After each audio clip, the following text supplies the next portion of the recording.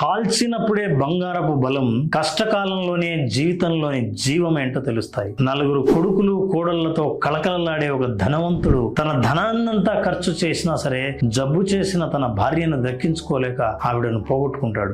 ఆ రాత్రి బాగా బాధపడుతూనే నిద్రపోయిన ఆ ధనవంతుడి కలలో ఆత్మ కనిపించి, కొంతకాలం నీ ఇంట్లోనే ఉంటాను, నన్ను కష్టం అని పిలుస్తారు, ఇక నా ఆట మొదలవుతుందని చెప్పి మాయమైపోతుంది. కొన్నాళ్ళకి ఆ ధనవంతుడు బాగా సాగిపోయి ఉన్న పైజామాతో పెద్ద కోడల దగ్గరికి వెళ్ళి, అమ్మా నాకు కళ్ళు సరిగ్గా కనిపించవు, పైగా మీ అత్త కూడా ఈ లోకంలో లేదు, నా పైజామా కాస్త చిన్నదిగా చేస్తావా అని అడిగాడు.